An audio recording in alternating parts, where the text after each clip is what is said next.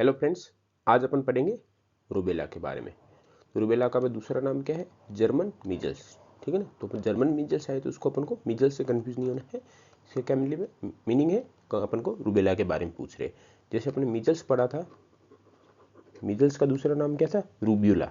ठीक है ना, रूब्यूला। ठीक है, मीजल्स का दूसरा नाम था। ये क्यों नाम पड़ा? क्योंकि जो मीजल्स कोजिंग वायरस होता है उसका नाम क्या होता है? Rubella virus. इसलिए अपन मीजल्स को रूब्यूला भी बोल सकते हैं। और रूबेला को अपन दूसरा नाम क्या है? रूबेला का जर्मन मीजल्स। और इसको अपन क्या बोल सकते हैं? रूबेला को 3 डेज मीजल भी बोलते हैं, क्योंकि जो उसमें रेशेज अपीयर होते हैं वो कितने दिन में डिसअपीयर हो जाते हैं? विथ इन 3 डेज में डिसअपीयर हो जाते हैं। रूबेला के जो रेशेज होते हैं वो 3 डेज में डिसअपीयर हो जाते हैं, इसलिए अपन इसको क्या बोलते हैं? 3 डेज मीजल्स।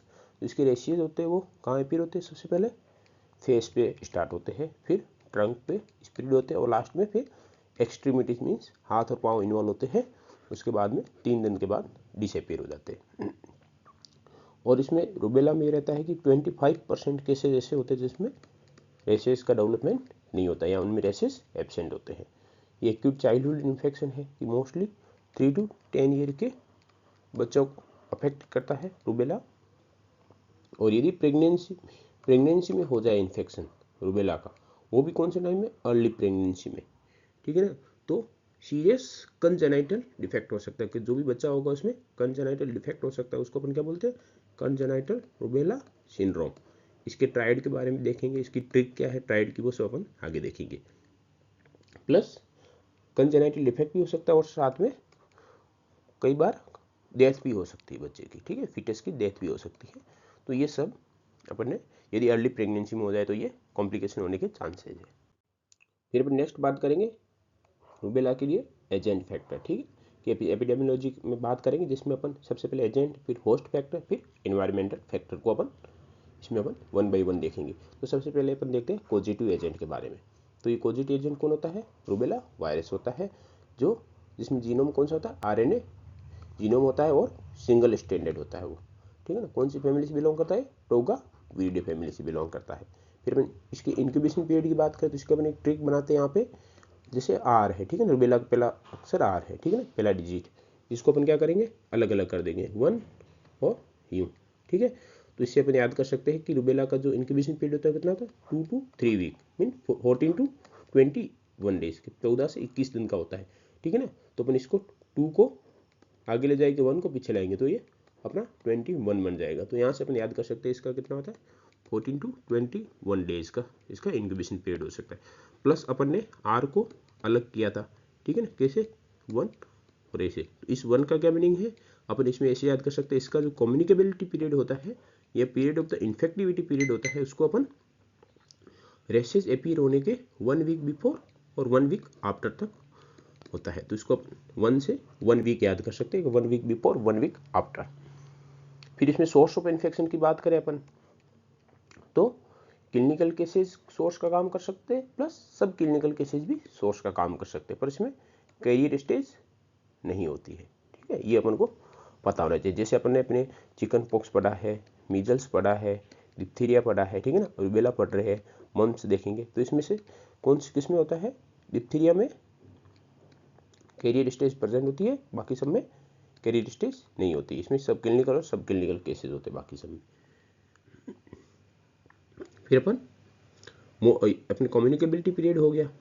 ठीक है ना, कि अपने सोर्स ऑफ इन्फेक्शन अपन देख लिया कि क्लिनिकल या सब क्लिनिकल केसेस होते हैं। और क्लिनिकल केसेस में भी इसका एक ही वेरिएंट है रूबेला का, वही डिजीज करवाता है, रूबेला डिजीज करवाता है।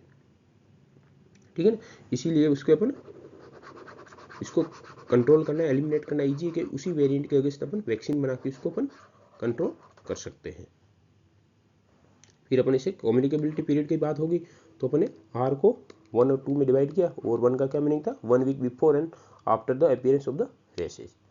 फिर अपन मोड ऑफ ट्रांसमिशन की बात करें तो ड्रॉपलेट इन्फेक्शन के थ्रू हो सकता है, plus vertical means mother to baby को ट्रांसमिट हो सकता है, तो ये वर्टिकल ट्रांसमिशन हो गया इसका। और सेकेंडरी अटैक रेट की बात करें तो इसमें 80% होती है। ठीक है ना, 1 अटैक लाइफ लॉन्ग इम्यूनिटी अपन को प्रोवाइड करता है। फिर अपन नेक्स्ट कवर करेंगे होस्ट फैक्टर को, कि इसमें मोस्ट कॉमनली एज ग्रुप कौन सा अफेक्टेड होता है? कि 3 to 10 ईयर के बच्चे होते हैं, मोस्ट कॉमनली वो चिल्ड्रन होते हैं, वो मोस्ट कॉमनली अफेक्टेड होते हैं रूबेला से। जेंडर की बात करें तो मेल एंड फीमेल बोथ है वो इक्वली ससेप्टिबल होते हैं। प्लस इम्यूनिटी की बात करें तो ये ना वन अटैक है वो लाइफ लॉन्ग इम्यूनिटी अपन को प्रोवाइड करता है। और मेंटेनल एंटीबॉडी होती है वो अपने को कब तक प्रोटेक्ट करती है रूबेला इन्फेक्शन से, 4 to 6 मंथ तक अपन को रूबेला इन्फेक्शन से प्रोटेक्ट करती है। प्लस ससेप्टिबिलिटी की बात करें अपन, ठीक है ना, तो जिसको वैक्सीनेशन नहीं हुआ है, जो अनवैक्सीनेटेड पॉपुलेशन है वो क्या रहेगी, ससेप्टिबल रहेगी किसके लिए, रूबेला इन्फेक्शन के लिए, ठीक है ना। तो इसमें से 10 to 40% एडल्ट होते हैं वो ससेप्टिबल होते हैं क्योंकि उनमें वैक्सीनेशन नहीं हो रखा है। तो कितना परसेंटेज हो गया ससेप्टिबल पर्सन की, रेशियो कितना हो गया अपना 10 to 40%।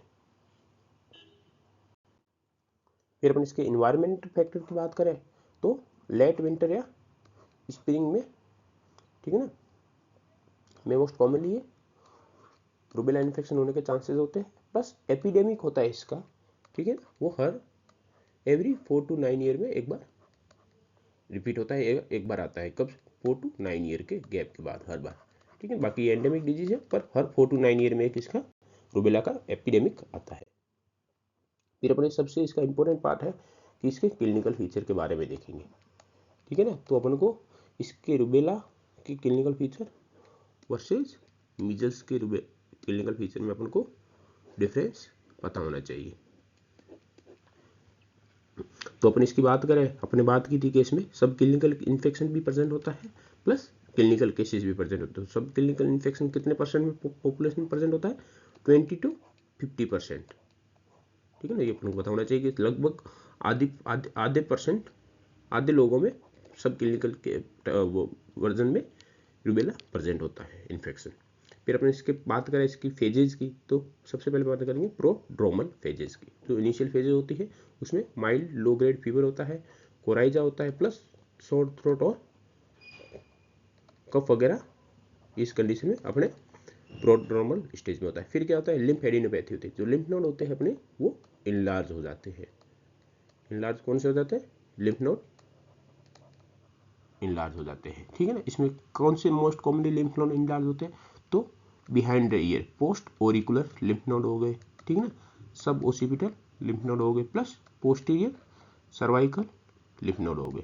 तो अपन को पता होना चाहिए कि मोस्ट कॉमनली होते हैं वो जो अपने नेक के बिहाइंड की साइड के होते हैं वो सब लिम्फ नोड होते हैं, इन्वॉल्व होते हैं, पोस्ट ओरिकुलर, पोस्ट सब ओसिपिटल और पोस्टीरियर सर्वाइकल लिम्फ नोड, ठीक है ना। और कब हो यहाँ पर ये कब इलाज होते हैं, early as 7 days before the appearance of the rashes के, रेसेस अपीयर होते हैं उसके 7 दिन पहले लिम्फ नोड है वो इनलार्ज हो जाते हैं। और ये ग्लैंड्स रिमेन इनलार्ज कब तक हो सकते हैं, इवन आफ्टर द, ठीक है ना, 10 to 14 days after the rashes के अपीयर होने के 10 से 14 दिन बाद में भी ये इनलार्ज कंडीशन में रह सकते हैं। फिर अपन इसके रेसेस की बात करेंगे तो रेसेस कैसे होते हैं, रेड कलर के, ठीक है ना। तो यहाँ पे ये अपन देखें ये रूबेला के रेसेज हैं और ये मीजल्स के रेसेज हैं। अपन इसमें दोनों में डिफरेंस भी देखेंगे कि इसको अपन डिफरेंशिएट कैसे कर सकते हैं, ठीक है ना। मैक्यूलोपैपुलर होते हैं, दोनों कंडीशन में रेसेज होते हैं, मैक्यूलोपैपुलर होते हैं और रेड कलर के होते हैं। प्लस इसकी अपन रूबेला की बात करें तो इसमें कैसे रेसेज होते हैं, डिस्क्रेट एंड नॉन कॉन्फ्लुएंट, ये अपन को पता होना चाहिए।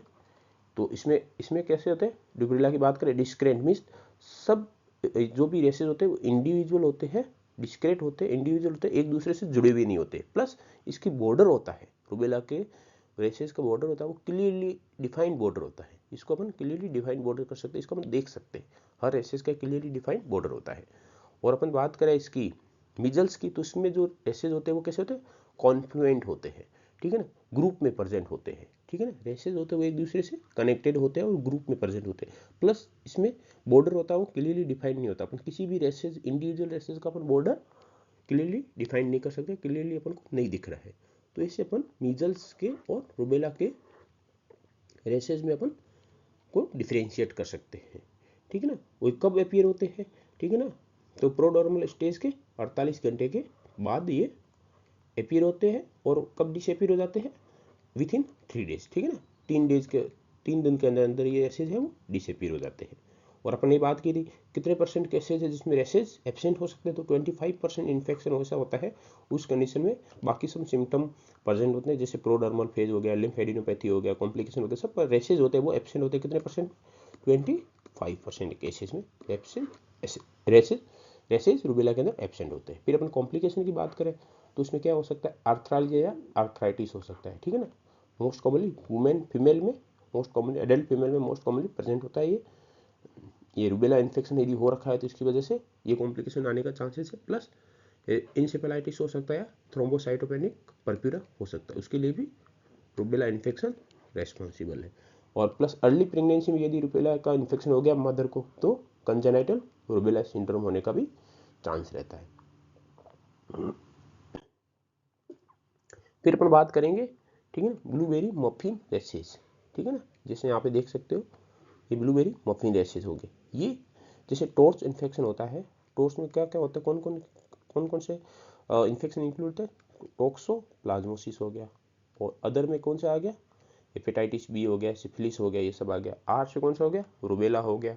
सी से कौन सा हो गया, साइटोमेगालो वायरस हो गया, और हर्पिस सिंप्लेक्स वायरस हो गया एस से, ठीक है ना। एच से तो अपन ऐसे याद कर सकते हैं, टी से टोक्सोप्लाज्मोसिस, ओ से अदर इन्फेक्शन जैसे सिफिलिस हेपेटाइटिस बी, आर से रूबेला, सी से साइटोमेगालो वायरस, और हर्पिस सिंप्लेक्स वायरस।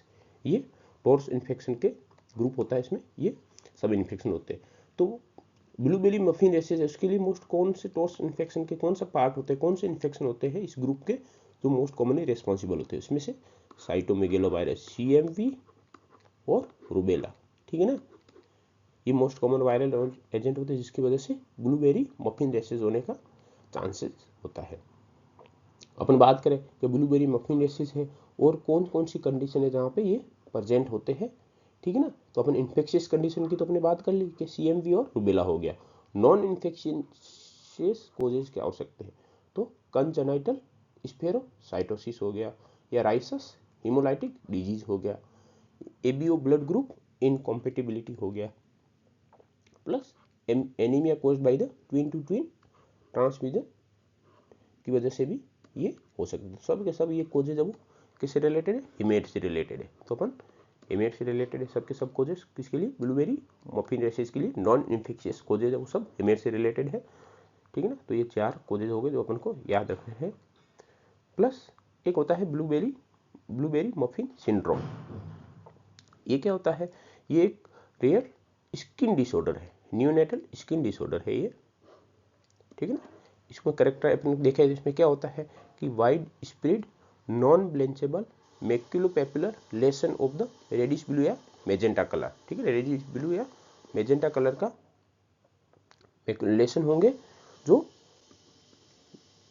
ठीक है ना, स्किन के ऊपर प्रेजेंट होंगे। क्यों प्रेजेंट होते हैं, इसके लिए क्या कौन से रीजन क्या हो सकता है कि अपन को कंजेनाइटल कोई वायरल इन्फेक्शन हुआ, ठीक है ना, उसकी वजह से क्या हो सकता है कि इरिथ्रोपोइसिस है, ठीक है ना, जो डर्मल लेवल पे हो रहा है वो परसिस्टेंट रह जाता है, ठीक है ना। डर्मल लेवल में इरिथ्रोपोइसिस परसिस्टेंट रहने के कारण ये अपने ब्लूबेरी मफिन सिंड्रोम हो जाता है न्यूनेट में, तो इसको अपन न्यूनेटल स्किन डिसऑर्डर भी कह सकते हैं। तो अपना ये blueberry muffin rashes versus blueberry muffin syndrome, इसमें भी अपन को कंफ्यूज नहीं होना, इसमें भी अपन को पता होना चाहिए कि इसके लिए कौन सा कोज है और ये क्यों होता है। नेक्स्ट अपन देखेंगे इसमें रूबेला में क्या जैसे फोर्चिमर स्पॉट प्रेजेंट होते हैं, ठीक है। यदि रूबेला इन्फेक्शन हो गया तो इसमें ये स्पॉट प्रेजेंट होते हैं। इस स्पॉट का क्या मीनिंग है कि ये डिस्क्रीट रोज कलर्ड स्पॉट, ठीक है ना। अपन देख सकते हैं डिस्क्रीट, यहाँ पे देख सकते हैं रोज कलर स्पॉट है जो कहाँ प्रेजेंट होते हैं, सॉफ्ट पैलेट पे प्रेजेंट होते हैं, ठीक है ना, जो एक दूसरे से कंबाइंड होके कोलेसेस मतलब कंबाइंड होके एक दूसरे से रेड कलर का ब्लश की तरफ दिखते हैं। जैसे यहाँ पे अपन देख सकते हैं कि ये रेड कलर के ये मल्टीपल डिस्क्रीट ये स्पॉट थे, फोर्सिमर स्पॉट थे जो कंबाइन हो गए वो रेड कलर की तरफ ब्लश कर रहे हैं, यहाँ पे अपन देख सकते हैं, यहाँ पे भी देख सकते हैं। और कहाँ पे एक्सटेंड कर सकते हैं, ओवर द फाउसेस, जैसे अपन यहाँ पे देख सकते हैं फाउसेस यहाँ प्रेजेंट होता है वहाँ तक ये एक्सटेंड कर सकते हैं। यहाँ पे जैसे इंडिविजुअल सबसे पहले डिस्क्रीट फॉर्म में प्रेजेंट थे, फिर ये कंबाइन होकर रेड ब्लशेस की तरह दिखने लगे, फिर फाउसेस के ऊपर वहाँ तक भी उस एरिया तक भी ये एक्सटेंड कर सकते हैं। तो फोर्सिमर स्पॉट है ये किसमें, ये भी रूबेला इन्फेक्शन में प्रेजेंट होते हैं। फिर अपन बात करेंगे कि प्रेगनेंसी में यदि कि अर्ली प्रेगनेंसी में, ठीक है ना, कि 8 से 10 वीक के पीरियड ऑफ गेस्टेशन के टाइम पे अपन को रूबेला का इन्फेक्शन हो गया, उस कंडीशन में क्या हो सकता है, ठीक है ना, कि या तो बिफोर कंसेप्शन, मदर को बिफोर कंसेप्शन, या ठीक है ना, या first 8 to 10 week of the gestation, इस दोनों पीरियड में यदि मदर को इन्फेक्शन हो जाता है किससे, रूबेला से, तो बच्चे में मल्टीपल कंजेनाइटल एबनॉर्मलिटी है वो 90% चांसेस है कि उसमें प्रेजेंट होगी। इसको अपन क्या बोलते हैं, कंजेनाइटल रूबेला सिंड्रोम। यदि माँ को प्री कॉन्सेप्शनल या early period of the gestation में यदि इन्फेक्शन हो जाता है रूबेला का, तो बच्चे में मल्टीपल ऑर्गन है वो कंजेनाइटल एबनॉर्मलिटी उसमें प्रेजेंट होगी और लगभग 90% चांस है, उसको अपन बोलेंगे कंजेनाइटल रूबेला सिंड्रोम। तो अपन इसके ट्रायड की बात करें तो अपन ऐसे याद कर सकते हैं CDS। CDS का मतलब क्या हो सकता है, कंजेनाइटल डिफेक्ट इन हार्ट, ठीक है ना, CDS से अपन याद कर सकते हैं, जिसमें अपन D का क्या मतलब है, डेफनेस, ठीक है ना, और C का क्या मतलब है, कैटरेक्ट, ठीक है ना, और H का क्या मतलब है, हार्ट, ठीक है ना। तो अपन ये ट्रिक है CDS, जिससे अपन याद कर सकते हैं अपने ये 3 ट्रायड को याद कर सकते हैं। C मीन्स कैटरेक्ट हो गया, ठीक है ना, और D मीन्स डेफनेस हो गया, और H मीन्स हार्ट डिफेक्ट हो गया, ठीक है। अब डेफनेस की बात करें तो डेफनेस में कौन सी टाइप की डेफनेस होती है, तो सेंसरी न्यूरल हियरिंग लॉस होता है। अपन को कंडक्टिव हियरिंग लॉस से कंफ्यूजन है, इसमें सेंसरी न्यूरल हियरिंग लॉस होता है। जो मोस्ट कॉमन सिंगल कॉम्प्लिकेशन, यदि सिंगल कॉम्प्लिकेशन की बात करें तो सबसे मोस्ट कॉमन कौन सा है, डिफनेस। फिर अपन कार्डियक डिफेक्ट की बात करें, हार्ट डिफेक्ट की बात करें तो उसमें PDA प्रेजेंट हो सकता है, patent ductal arteriosus plus pulmonary stenosis plus atrial sceptre defect. तो इसमें से भी मोस्ट कॉमन कौन सा होता है, पेटेंट डक्टस आर्टेरियोसिस, ये मोस्ट कॉमनली होता है कार्डियक डिफेक्ट।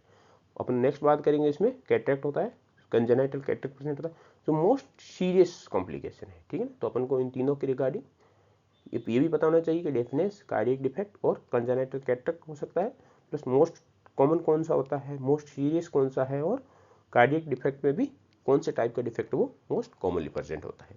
तो इस ट्रायल के रिगार्डिंग अपन को कंप्लीट पता होना चाहिए, और इसकी ट्रिक है CDS, उसके थ्रू अपन कंप्लीट इसको याद कर सकते हैं।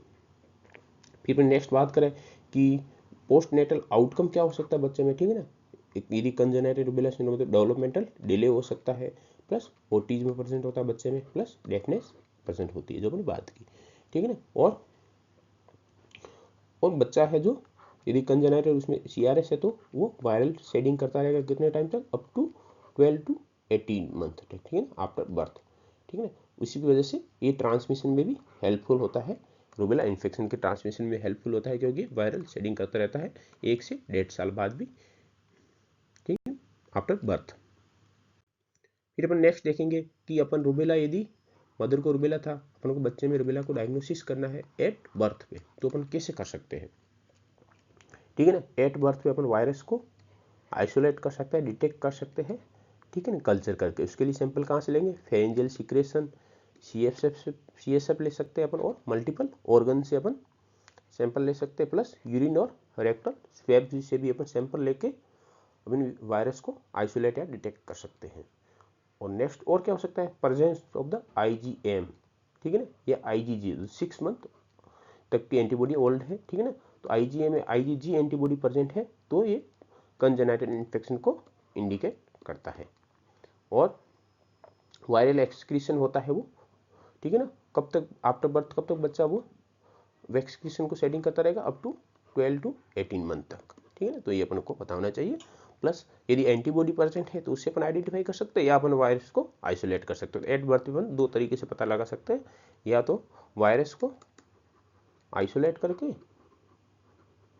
या फिर अपन एंटीबॉडी को डिटेक्ट करके अपन पता लगा सकते हैं कि बच्चे को रूबेला था कि नहीं था एट बर्थ पे।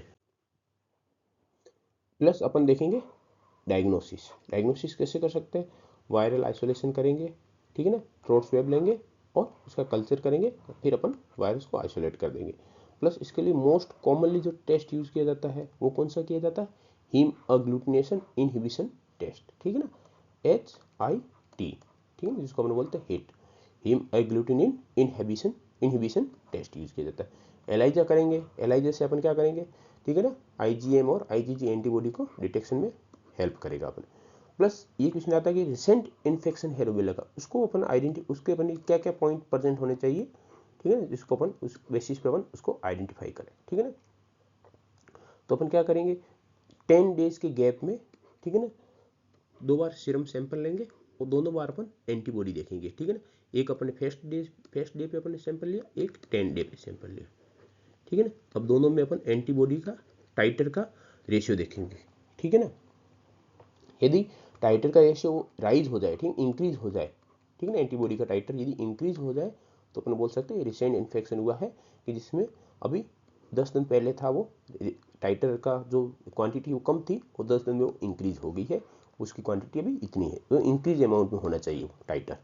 प्लस आईजीएम एंटीबॉडी यदि डिटेक्ट हो जाए, ठीक है ना, रूबेला स्पेसिफिक होता है क्योंकि रूबेला में एक ही वेरिएंट होता है जो एंटीजेनिक होता है, जिसकी वजह से डिजीज होता है, तो आईजीएम उसके अगेन स्पेसिफिक होगा। यदि आईजीएम डिटेक्ट हो जाए, ठीक है ना, इन सिंगल स्पेसिमेन में अपन डिटेक्ट किया, उसमें अपन को आईजीएम एंटीबॉडी डिटेक्ट हो गई, क्योंकि कोई भी इन्फेक्शन होता है तो सबसे पहले एंटीबॉडी कौन सी बनती है, आईजीएम बनती है, उसके बाद कौन सी बनती है अपने आईजीजी बनती है, ठीक है ना। तो आईजीएम सबसे पहले बनती है, तो यदि आईजीएम डिटेक्ट हो जाए तो वो किसका इंडिकेट करेगी, रिसेंट इन्फेक्शन को इंडिकेट करेगी। फिर अपन नेक्स्ट देखें कि इसका अपन प्रिवेंशन एंड कंट्रोल कैसे कर सकते हैं, तो रूबेला वैक्सीन के थ्रू अपन इसका प्रिवेंशन एंड कंट्रोल कर सकते हैं। कौन से टाइप की वैक्सीन है, लाइव अटेन्यूएटेड रूबेला वैक्सीन है, जिसमें हम कौन सा स्ट्रेन यूज करते हैं, RA27/3। तो अपन को रूबेला से कोई याद नहीं हो गई, या अपन को रूबेला में भी आर आता है ना, तो अपन आर से आर याद करेंगे 27/3। डोज है वो 0.5 ml है, सब क्यूटेनियस रूट के थ्रू देते हैं, कहाँ पे, राइट अपर आर्म में, ठीक है। और ये नेशनल इम्यूनाइजेशन शेड्यूल में इंक्लूडेड है, किसके साथ, अपन एमआर वैक्सीन देते हैं ना, तो M means measles, R means rubella, तो इसकी कितनी डोज देते हैं अपन, 2 डोज देते हैं। फर्स्ट कब देते हैं, एट 9 मंथ पे, सेकेंड डोज कब देते हैं MR2 एट 16 to 24 मंथ पे। टोटल कितनी डोज देते हैं अपन MR की, 2, ठीक है, 2 डोज अपन यूज करते हैं। फिर अपन देखें यदि प्रेग्नेंट, ठीक है ना, यदि रिप्रोडक्टिव एज ग्रुप की वुमेन है, ठीक है ना, उसने रूबेला वैक्सीन ले लिया है, तो उसको नेक्स्ट 1 मंथ तक प्रेगनेंसी को अवॉइड करना है, ठीक है ना, प्रेगनेंसी को advise to not to become pregnant, ठीक है, प्रेगनेंसी को उसको अवॉइड करना है, कब तक, नेक्स्ट 1 मंथ तक, ठीक है। इसके बाद वो प्रेगनेंसी के लिए फैमिली प्लानिंग कर सकते हैं, प्रेगनेंसी का प्लानिंग कर सकते हैं, पर 1 मंथ तक उसको उनको इसको पोस्टपोन करना पड़ेगा, ठीक है। और कौन कौन सी फॉर्म में अवेलेबल हो सकता है, ठीक है ना, तो MMR फॉर्म, कंबाइंड फॉर्म में भी रूबेला वैक्सीन प्रेजेंट हो सकता है, जहाँ पे अपन उसमें कब देते हैं MMR अपन देते हैं 12 मंथ टू 12 ईयर के गैप, ठीक है ना, इस एज ग्रुप में अपन देते हैं, ठीक है ना। कितनी डोज देते हैं, 2 डोज देते हैं। और सेकेंड डोज को कब प्रेफर किया जाता है, एट 5 to 6 ईयर की उम्र होती है, तब सेकेंड डोज को यूज किया जाता है, बेस्ट टाइम होता है, ठीक है ना। तो अपन MMR की बात की कि इसका एज ग्रुप कौन से एज ग्रुप में देते हैं अपन, 12 मंथ टू 12 ईयर के एज ग्रुप में देते हैं, प्लस इसमें